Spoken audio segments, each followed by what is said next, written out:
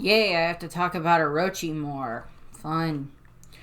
Although admittedly I'll be talking about him at various points in time throughout the course of the other videos anyway. I've already mentioned him in several of them, almost all of them anyway, so because he's unfortunately an important character in regards to what happens in Wano, but he is also a horrible, horrible person. But pretty much anybody who's watching this already knows that. So, in regards to this next part of the Orochi set, this part is going to be basically everything else from like when the Wano arc starts up to up through that, up through kind of his remaining bit of legacy that is still there. So, into this kind of, so I didn't touch on this in the first video, but we know that after Momonosuke and his group arrived in the future, after their 20-year time jump into the future because of Toki's powers, we know that sometime shortly after that, Kanjuro set one of his little, messenger ink sparrows to Orochi to bring him this, this missive about, yes, we're back, we've traveled into the future 20 years, it's me, Kanemon, Kikunojo, Raizo, and, the young, and young Momonosuke, so blah, blah, blah, blah. So Orochi gets that information, and he then gives that information to Kaido to help Kaido with going after Raizo, and probably gives, other information and everything else like that. But really our first full introduction to Orochi takes place after the Straw Hats have arrived in Wano, after Luffy and his group have arrived in Wano. And what we get is actually this moment where he is in a trade deal with the world government, because this is after Doflamingo has been taken off the map. He has been defeated. He's no longer a warlord. He is no longer a contact as like a go-between between the world government and Kaido to get weapons from Wano and everything. So that he's been taken out as like the middleman. So now the world government, CP0 specifically, have to deal personally with Orochi. So this is where we have it that Orochi and the CP0, the members that are there, that they are having this, whole, discussion and everything. And Orochi wants to get his hands on Dr. Vegapunk, which, okay, to be fair, probably a pretty good ask. You're not gonna get him, but it's a pretty good ask, in this regard. Because Orochi, of course, kind of thinks a little bit too much of himself in this regard, just because he's got Kaido behind him and everything else along those lines. I believe he also shoots one of the members of CP0. I don't remember which one it was. Might have been Maha. I don't remember off the top of my head. But he shoots one of them, and, this is where we get, like, and all of the scene is taking place in, like, silhouette behind, like, the box window doors. So we see him transform into the Yamato no Orochi behind the curtain, behind the door, so we don't quite know what he looks like. But we do, we get introduction to, like, how he speaks and everything else in that regard. And, fun fact that I learned, I don't think I mentioned this in the first one about Orochi, but fun fact of what I learned, or when I was going through and, like, looking up some of the stuff for Orochi, I was just like, well, his voice actor sounds familiar, so, like, what else have I heard the voice actor in? And I don't remember the voice actor's name off the top of my head, but he's done One Piece before. He's the same guy who voices Guild Tesoro in One Piece Film Gold. Which, I mean, if that's your audition to play a major villain in one of the arcs, then Tesoro, you can't do much better than Tesoro, except maybe Zed or Shiki, and even then, it's like, Tesoro is one of the pretty good villains when it comes to One Piece movies, when it comes to the antagonists and such, but it's the same guy, it's the same actor, and I just, like, part of that came out of the fact of, like, I watched Film Gold recently, and I'm like, why does Tesoro sound familiar? Well, he's Orochi. That explains it. So there's that. I may have mentioned that in another video recently, but that was something that I found interesting in regards to Orochi overall. In regards to that, for at least the English dub. Don't know if it was the Japanese dub did the same thing or not, but that would be interesting if they did. But so we have this moment where like Orochi is kind of introduced in that regard, and that's kind of his introduction in the manga and in the anime. And then the next big event that happens where Orochi is involved is where we have this big banquet that he is throwing at the castle, at the castle in the flower capital. And, he has Komurasaki there, and we have so many other, Robin is there as Arabi, and we have, Kiyoshiro is there, and, a whole bunch of other, very important people are there who are sucking up to Orochi. They're all there. And Orochi's plan is to, he intends to try to propose to Komurasaki to try to get her to marry him. So this scene is where we get the full introduction to Orochi, where we actually get him where we get his full appearance as to what he looks like and how he acts, and he is just this spoiled, selfish prick. Which we kind of figured already when we were first introduced to the idea of Wano and this concept of like whoever the shogun was, and then we got more information about like the 20-year time jump and who Momonosuke was and everything. There were some thoughts that like, well, maybe the shogun of Wano might be an ally. There were so many theories about like, it's Kuina, and I'm like, it's not Kuina. It's not going to be Kuina. So there's like a bunch of stuff there with like those theories that were going into it. But no, he's just a spoiled prick. Who is a spoiled, selfish prick. Entitled, who is just this despot ruler who is just trying to run Wano into the ground as long as he has his own little oasis and he can make as many people within his country suffer as possible. As I explained very eloquently at the end of the previous Orochi video.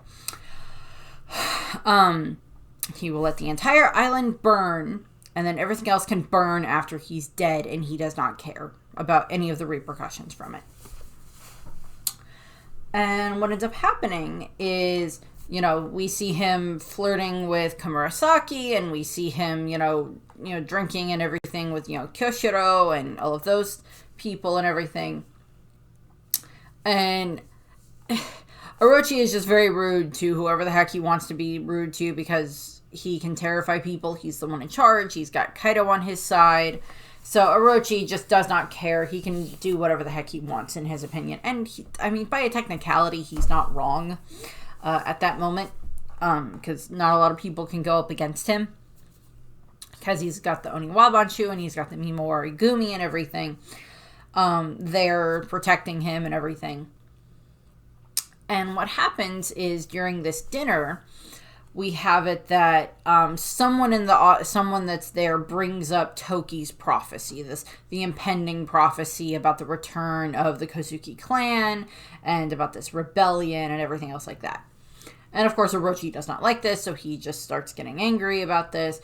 And what happens is Toko, who is of course Komurasaki's little apprentice, she of course she's like 4, so she does not have the full comprehension as to what is going on in regards to probably not the best idea to laugh at the man who is the shogun, who has no self-control and no restraint, and no shame, and no conscience, and a whole bunch of other things that most normal people have that he does not. And what happens is Toko overhears this conversation about Orochi being terrified of ghosts, which she finds funny, and unfortunately, because of the fact that she's under the influence of the smile, devil fruit of the smiles, she ends up like laughing, and of course, Orochi takes this as she is laughing at him. And what happens is Komurasaki runs over, Komurasaki runs over and protects Toko, and then Orochi then tries to get Komurasaki, I have to be very careful with my phrasing of this, tries to get Komurasaki to step aside. Komurasaki refuses and slaps him and refuses to apologize, slapping him like, I am the daughter of a brave samurai. I am not going to apologize to you for protecting a child.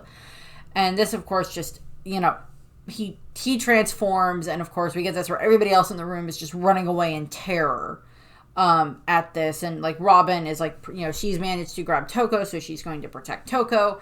And, Komurasaki is just like staring down Orochi at this point in time and is not flinching. She's not scared of him. She has dealt with things in her life far scarier than him. I mean, okay, I'm going to say this now, and I'll say this again when it comes to the Hiyori video, because of course Komurasaki is Hiyori. Hiyori would have made an amazing shogun if they wanted to go that route at the end of Wano, of have her become the shogun and allow Momonosuke to do something else. I am quite certain that Momonosuke is hopefully smart enough to ask for advice from his sister, who has actually spent the last 20 years living in Wano and understands the citizens of Wano and how everything has changed in Wano and what needs to be fixed. I'm assuming he will hopefully be smart enough to take advice from her. But, Hiyori becoming shogun would have been awesome. And I know that was one of the other theories that a lot of people were having, because, like, they didn't think Momonosuke was going to get aged up to be 28 years old by Shinobu. So, back to this. What happens is, of course, Orochi is just enraged by this, and he's tried everything he can to try to avoid killing Komurasaki, because he is in love with her, and because she is this, the most beautiful woman in all of Wano, possibly the most beautiful woman in all of the world and everything.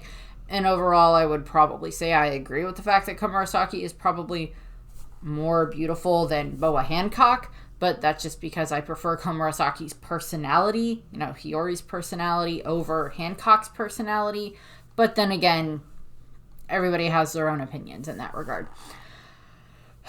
So what happens is Orochi can't really quite avoid, not having to kill her anymore, and he picks her up and is like kind of throws her around in his mouth while everybody else is like running away in terror. And what happens is the ceiling falls on his head, knocking Komurasaki out of his mouth, and much to Orochi's shock, Kyoshiro strikes her down. And Orochi is just very angry about this, because he's like, he keeps trying to find Toko, and now, because like Toko and Nami and Robin and Shinobu managed to escape and everything, like Brooke's involved in this escape as well, and everything else along those lines, they managed to escape, but Orochi is devastated and angry that, Komurasaki was killed. And the next day, he is angry at Kyoshiro for doing this, and then Kyoshiro is just like, well, she was a threat to you, my lord. I had to do it. She disobeyed you, so I had to. And he's like angry about that. So from there, what happens is we get to the next day, and of course, he's been, Orochi has been receiving these secret missives from Kanjuro about what's been going on. Little updates here and there about what's been going on with like the Kozuki family and everything. And of course he starts to make all of these arrests for anybody that have like, the crescent moon tattoo on their ankle and everything. And eventually one of the people that is unfortunately, all these people just get gathered up. A bunch of them are sent to the prison mines. And of course, like stuff is going on there with that, because that's where like Luffy is and all of that stuff. And then of course we have Fukurokuju reporting that they have captured the thief, the Ushimitsu Kozu, who was like this midnight thief that kept stealing from rich people and then giving it to the poor. Robin Hood, basically. When in actuality, I mean, like, that does happen, but it's also just like Hiyori as Komurasaki conning gullible, horrible men out of their money, and then using that money to then give to Koshiro, who is the thief, and then has, as Denjiro, and then uses that to then give that money to the poor. I love that scheme. I will be going over that scheme so much more when I get to the Hiyori videos. But I love that scheme that they pull. I love that. So what happens is, of course, eventually it does get to the day where, Orochi is still just like mourning and inconsolable over the loss of Komurasaki and everything, about the loss of this great beauty and his great love and everything. And then Fukurokajo is just like, oh, we found the thief, and they reveal that it's Shimosuke Yasuie, who is actually Tono Yasu, the, blah, blah, blah, blah, all that stuff. And Orochi, because of course he knows who, Yasuie is, he just, he orders Yasuie's execution to be broadcast all over the country. And of course, this is where, Yasuie is, of course, being crucified, held up on the pedestal and everything. And, he's doing everything he can to try to help the rebellion by claiming that this is a joke and everything else like that. So there's a bunch of stuff going on there with that. And, of course, Orochi is just pissed about everything that's going on because he still views Yasuie as a threat, because Yasuie is one of these, last remaining vestiges of this connection to the Kozuki family, because of course Yasuie was very loyal to the Kozuki family, and he was the one daimyo who survived when everything happened with Kaido. And of course I'll go into more of that when I get to Yasu down the line, when I discuss him. But he is this last remaining vestige at that point in time. So, and of course, Orochi has a personal history with Yasuie and everything, so he's just has double, triple, whatever vendetta. And of course, he's blaming him for the death of Komurasaki, because of course it's, the execution is supposed to take place at the same time as her funeral and everything. Because her funeral was going to be broadcast, so they just used the same broadcast. And so he's trying to use the execution of Yasu as a way to try to appease the spirit of Komurasaki. Nobody said Orochi was in his right mind ever. Not that he has much of a mind to be in anyway. And I find that there's so much irony in that, because Toko is, of course, Yasu's adopted daughter, and she is, Komurasaki/Hiyori's apprentice, and is basically like her little sister. And Yasu is pretty sure he knows I think he does know that Komurasaki is Hiyori and everything. I think he's smart enough to have figured that out and everything, and maybe knows about Koshiro being Denjiro and everything, but that's never 100% confirmed one way or the other. But headcanon is he was able to figure it out because he knew Denjiro.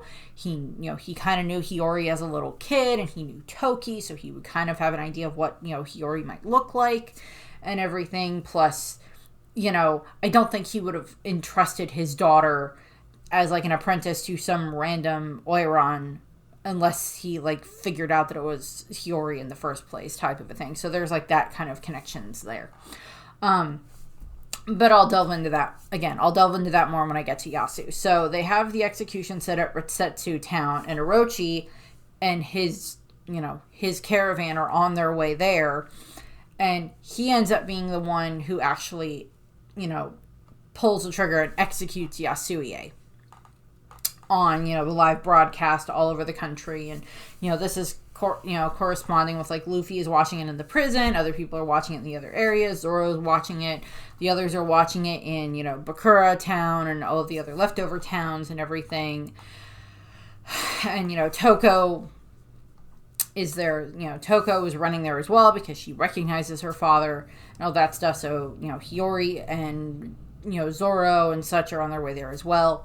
And of course what happens is Orochi, shoots Yasuie and kills him. And he tries to kill Toko as well, but because he recognizes her. And thankfully, that's when Zoro and Sanji show up and protect Toko and get her to safety and everything. And of course, Orochi just orders all of the samurai, all of his samurai to kill Zoro and, and everything like that at that point in time. And, there's other stuff that happens there. And eventually Orochi is taken back to the castle for his own safety and everything. After he tells his subordinates, he orders his subordinates to have to kill just everyone who stood against him, who was like laughing, and everything else like that. And of course, part of the horrible bit of that scene is, of course, that's where that scene is used to reveal about what the smiles actually are, why there's so many people who are, smiling and everything else like that, because of the failed smiles that so many of them ate because of Orochi and everything. And how they can't show their full emotions anymore. All they can do is laugh and smile no matter how horrible things are. So there's like a bunch of that's going on there. And of course, Orochi is just cackling maniacally after he kills Yasu. And of course, all of the people who, of course, know Yasu as Tonoyasu and as Yasuie and everything else like that, because like that's revealed to them. We have it that they want so bad to cry, but they can't. So all they're doing is laughing so hard that they're crying, because that's the only way they can express any type of that emotion. And Orochi is just like, yes, laugh at the fool and everything else like that, as he just like cackles maniacally as all of that happens, which just gives you a very good insight into how Orochi is.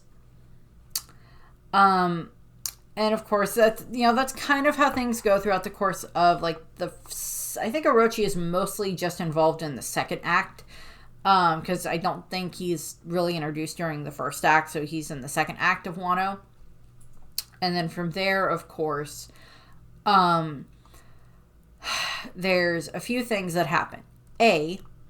We know that they are still preparing to go to Onigashima for the Fire Festival, so they can celebrate along Kaido. We know that Kanjuro, after he receives word that Hiyori is alive, he sends that information via, carrier Ink Sparrow to Orochi, so that way Orochi is now aware of this and everything, and that she's hiding in Ringo. Although I don't think it's revealed, because like Orochi doesn't know this, because if Kanjuro knew that Hiyori had been masquerading as Komurasaki, which is not a piece of information that he gets told, he would have told that to Orochi. And that Orochi would have known that when, Komurasaki shows back up again in Onigashima. He would have known that she was Hiyori. But, so that part of the information is not sent to him. He does not become aware of that part of the information. Which is good, because it helps plan for how everything works out in the end of Act 3. Or at least Orochi's end. But that's something that is not explained, because, like, Zoro doesn't interact with Hiyori as Komurasaki. And he's the only one, like, Brook gets to meet her too, but he doesn't really get her as Komurasaki either. So, like, that's not revealed and everything to the others. Then we get to the night of the Fire Festival, the third act. And what happens is, of course, we have it that the night before the Fire Festival, Orochi has gone through and has had all of the different bridges connecting the different regions bombed, just destroyed. And they try to destroy the Thousand Sunny in the process and everything else like that, try to bomb all these other ships and everything that they found, so that way they can quite a squash any, pieces of a rebellion that might be trying to come into play. And what happens from there is, of course, he sets sail, all happy-go-lucky and on his way to Onigashima and everything from the Habu port. And eventually they get there, and of course he's, enjoying his drink and all of the women and everything else that come with them and everything. And eventually they make it to Onigashima, and they get into, Kaido's big mansion, and then to the festival hall, and into the area where, Kaido is and Orochi are, and where, like, and some of the other, like, Black Maria is there. Like, they're all just, like, laughing and drinking and having a good time and everything else like that. And, we get, like, a bunch of that stuff.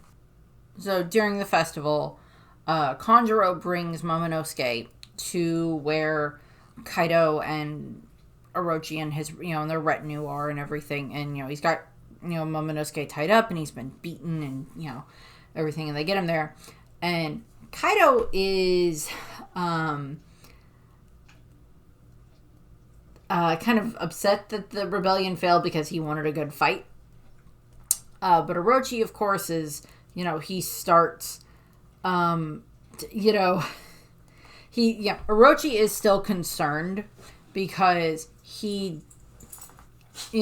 told him, oh, the rebellion failed, blah, blah, blah, blah, bless you. Fukurokuju has told him the same thing, so there's all of this stuff, so they think that it failed. Yeah, you're a silly girl. I know you are. So they're receiving multiple reports that, the rebellion has failed. And, Kanjuro has brought him, Momonosuke and everything. And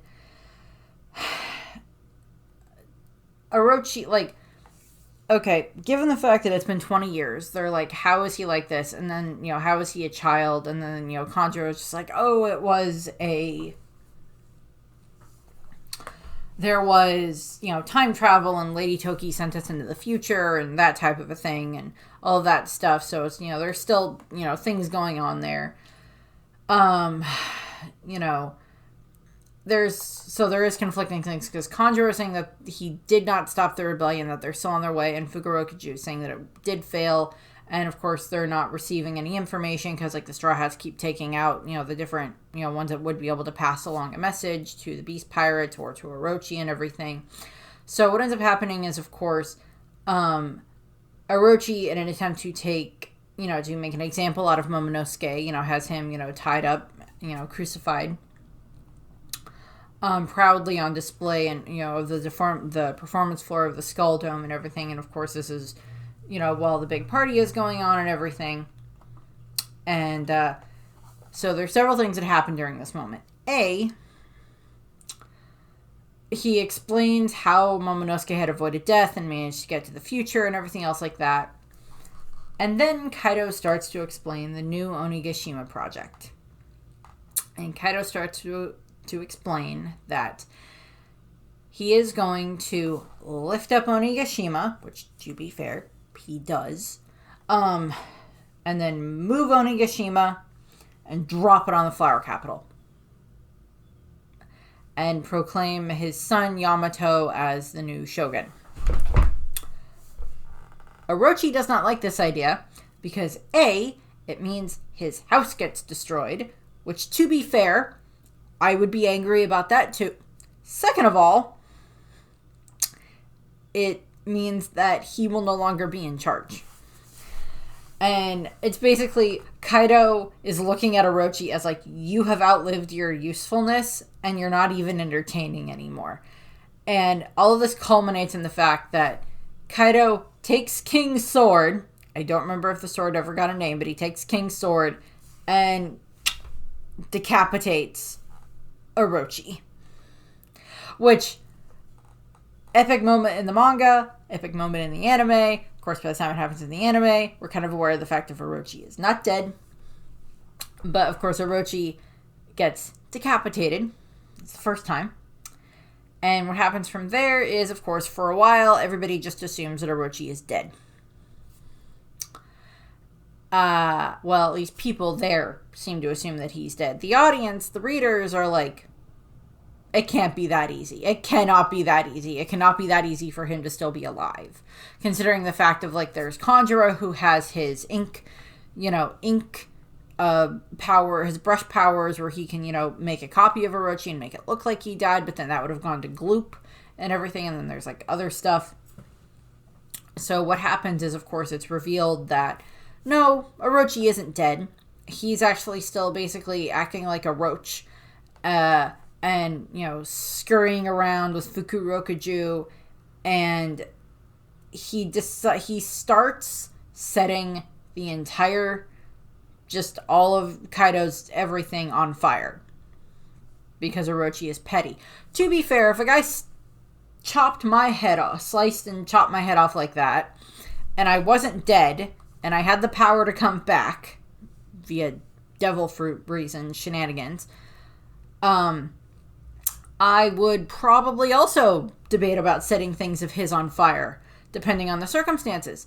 But I would hope I would be smart enough not to angry the giant dragon man. Orochi is not. So this leads into several things. It results in, of course, now the Skull Dome is on fire, along with any other things that are going on in that regard, with all the fighting and everything that are going on. Pretty puppy boo. Pretty girl. Pretty little girl. You're the best girl. Back to this, sorry. So, what of course ends up happening is Orochi has set things on fire, and at one point in time, while he's running around, he runs into a good number of the 9 red scabbards. Now, these are the ones who have already been variously injured and such while fighting Kaido, but all of them still get a pretty good couple of whacks at Orochi. So, because of the fact that Orochi has 8 heads, because of the Yamato no Orochi, what it is he's got 8 of them. That's 8. One gets cut off by Kaido, and then we know in the end one gets cut off by Denjiro. So that means 6 of them get cut off in very quick succession by a bunch of the other 9 red scabbards, which is like Kinemon and Kiku is, I think, one of them, and there's like several others. Inarashi and Nekomamushi, I think. Does Izo get to like shoot one off, and then the others? I think, I don't remember, because like at this point in time, unfortunately, Ashura Doji is dead, and of course Denjiro gets the last one in. So there's a bunch of that stuff, but this is of course during this moment is when Orochi finds out that Denjiro is actually, or that Kiyoshiro is actually Denjiro, so there's that. So there's that stuff that happens. And so he gets a bunch of his heads cut off. So that's 6 of them that get cut off there. And from there, which he's just so easily defeated by the scabbards, it's not even funny. I think Luffy would have had a fun time getting to turn a bunch of Orochi's heads into punching bags. So there's that. And what ends up happening from there is, of course, Orochi has now lost 7 of his 8 heads, and he now is like slinking off somewhere else. And what ends up happening is he's off hiding somewhere in like one of the treasure rooms and everything. And through one of the windows, he witnesses as Inarashi defeats Jack. So he's like, I hope Inarashi doesn't find me here. And this is where we get into the climax of how Orochi's story ends. The finishing, his last salvo for Orochi.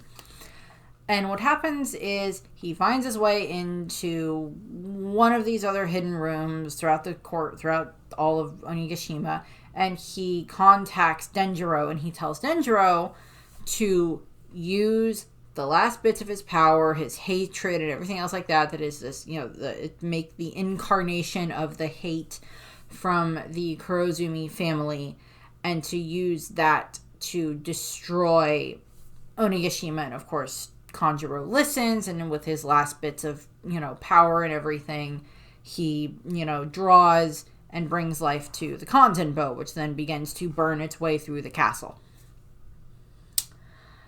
And everything else is happening with that. From there, while this is going on, Orochi is waiting for Fukurokuju to come back, because at this point in time, Fukurokuju is currently in a ninja battle with Raizo to see who is the better ninja.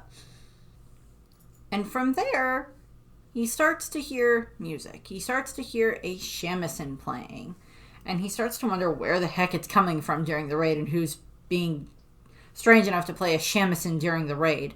To be fair, there's one of the girls wearing the Marys up with the CP, with the Cypherpol Zero agents, who is also playing a shamisen during when all of this is going on. And Black Maria, I think, played one too during the raid. So it's like, well, she's not the only one. But he follows the music, and he comes into this other room that's next to where he is, and he finds, sitting there, perfectly alive, playing the shamisen, Komurasaki. All made up, and he already's got all of the hairpins and the hair the hair style and everything, and she's in the robes and everything else like that. and she's all set and ready. And she's sitting there playing the shamisen. And Orochi is just so overcome with his love for her that he just starts crying and, like, you know, lying down next to her and wondering if he is dreaming or if this is reality, if he's dreaming or if he's dead and he's with his beloved Komurasaki in the afterlife and everything. And while all of that's happening, he also starts to grow impatient that Fukurokuju is still not there. And while all of this is happening, because we kind of cut back and forth between this scene and other stuff, because there's stuff that happens with Hiyori and Orochi during this time frame that, of course, lines up with, like, stuff is happening up on the roof with Luffy fighting Kaido. So it's like happening concurrently during that time frame. So things that happen. Orochi asks Komurasaki to play his favorite song, which is the Moon Princess song, to play that. And while he's, while he's waiting for any information from Kanjuro or from Fukurokuju or from someone else who is one of his minions. And she, of course, puts her mask on and starts, her Kitsune mask on and starts playing the song. And while all of this is going on, Orochi has been distracted enough that Komurasaki has managed to plant a sea stone nail on him, as in, like, distracted him enough that that it's on him and that it's at least physically touching his body in some shape or form, or stabbed into him. We never get the full answer on that one, I don't think. And so it's neutralizing his devil fruit powers. And this, stuff like this gets, I don't remember the exact order that all of this happens in, but of course what happens is, he ends up asking her why she always wears the Kitsune mask whenever she plays that specific song.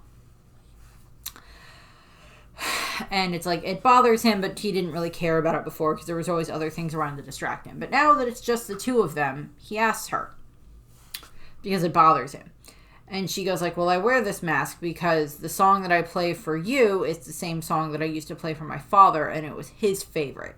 And this is where she takes off the mask and she does, reveals that she is Kozuki Hiyori, that she is the daughter of Odin, and that she has been, slowly working her way to get close to Orochi for the last 20 years. Well, not quite the last 20 years, but like a good chunk of the last 20 years.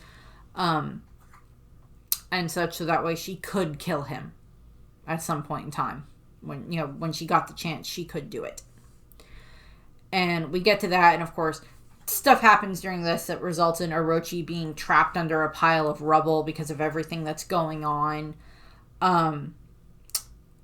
He gets trapped under this pile of rubble, and eventually the nail gets shaken loose, and he is able to transform into his now just whatever the version of the Yamato no Orochi that is one-headed, the Ichiyato no Orochi, I don't know.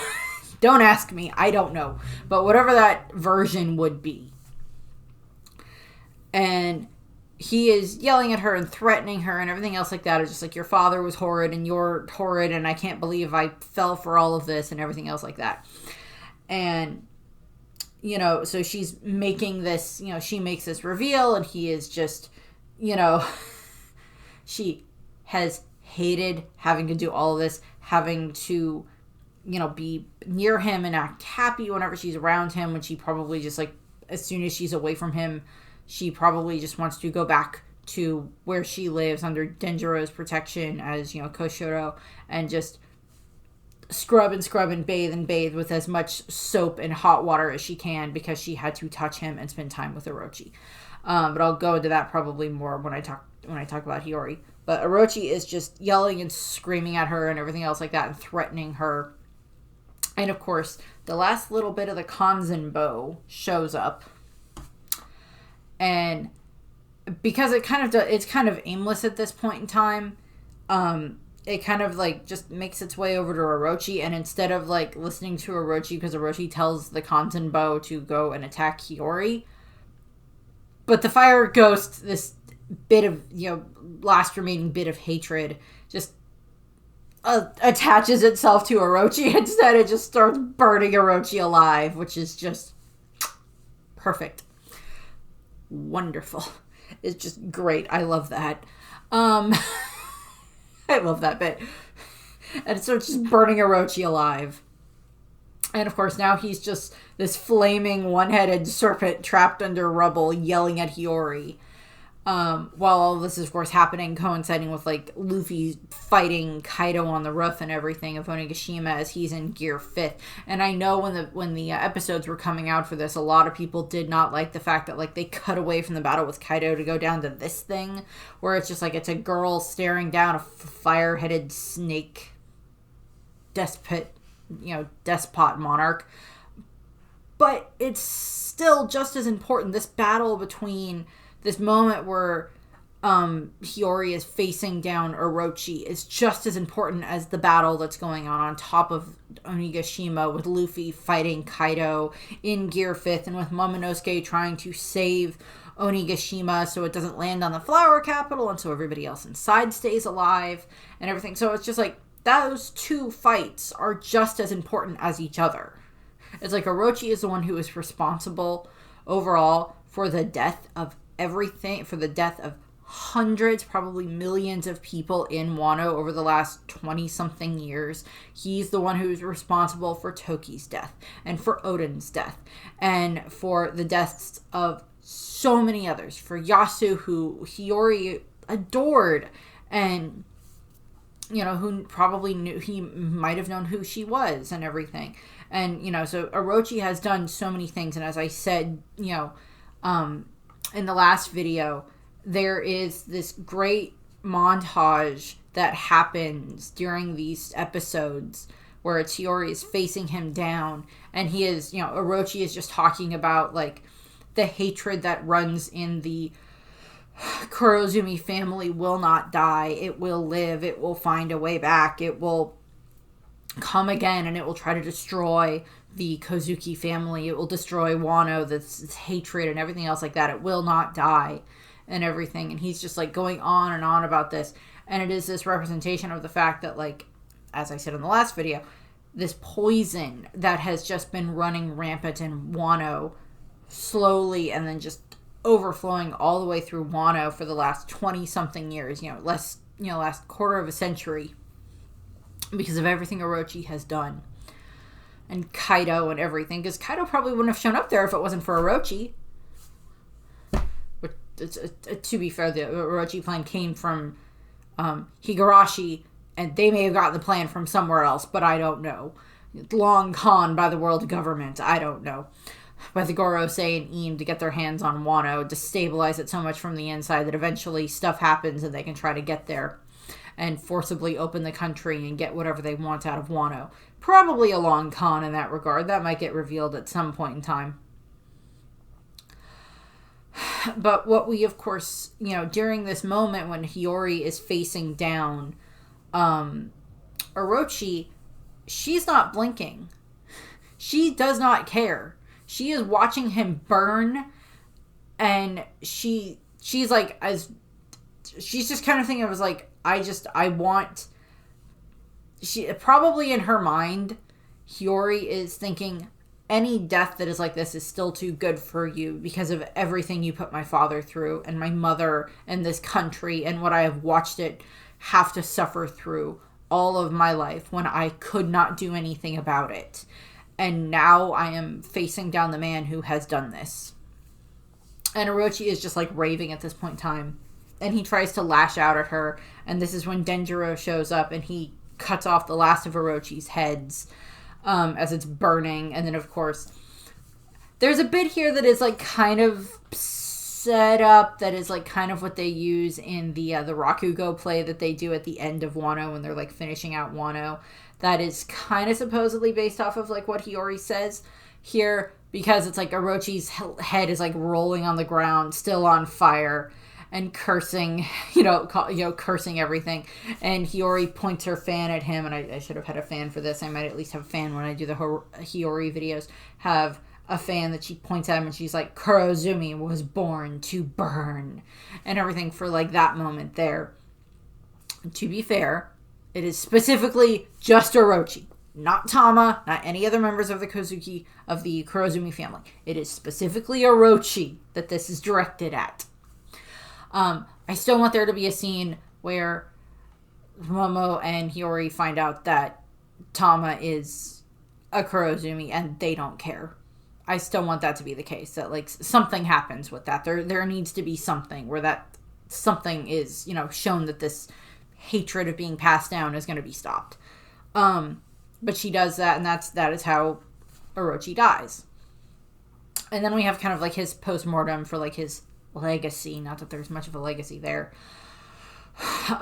He is, of course, killed in fire, and that is the fire that is representative of like this hatred that the Kurozumi clan has for the Kozuki clan and everything else like that he has for Wano, that he was going to have Wano burn to the ground even after his own death, which Orochi didn't care about, as long as he got to live in the lap of luxury in this little oasis and hurt as many people as possible, and have as many people suck up to him as possible. It sounds like some politicians around right now, huh? Considering this is going up the day before the election in the U.S. for 2024. So yeah, please go vote. I already did.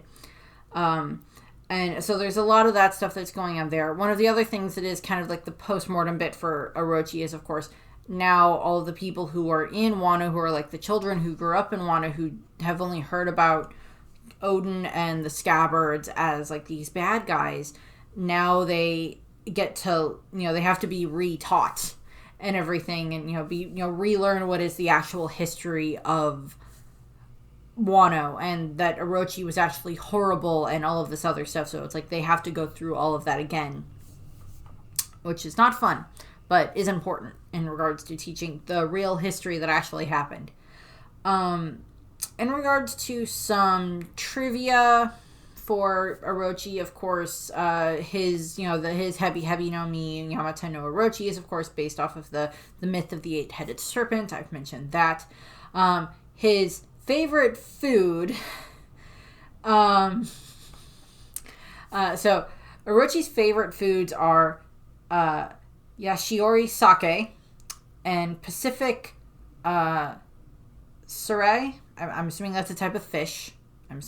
Which is funny because, of course, in the story about the Yamato no Orochi, that is the sake that that he drinks, that the serpent drinks in the story. I've mentioned the Yamato no Orochi before in a previous video that was not One Piece connected. It was a Digimon video when I talked about Jerry, because there's a moment in the Digimon Tamers where Jerry gets captured by basically like the Orochimon or whatever it was, who's basically like it's the myth of the eight-headed serpent. So I was vaguely familiar with it because of that as well. And then of course there's this here. And of course just I've read subsequently, I have read about the eight-headed serpent and everything. Let's check my my mythology book that I have over here. I don't think the eight-headed serpent is in here. The Hydra might be, but I don't think the Yamato no Orochi is, off the top of my head. But that's what I have for Orochi. I think the next one I'm going to do in this series is, I think I'm just going to get Kanjuro out of the way, just because I don't like Kanjuro, so I don't want to have to save him for later. And I do want to talk about him because he is a very interesting character in this regard, and he does have these like connections and everything because of Orochi and the Scabbards and Odin and everything else like that. So that's what I have for this. I thank you very much for watching. I hope you enjoyed the video, and I hope you have a nice rest of your day. Bye!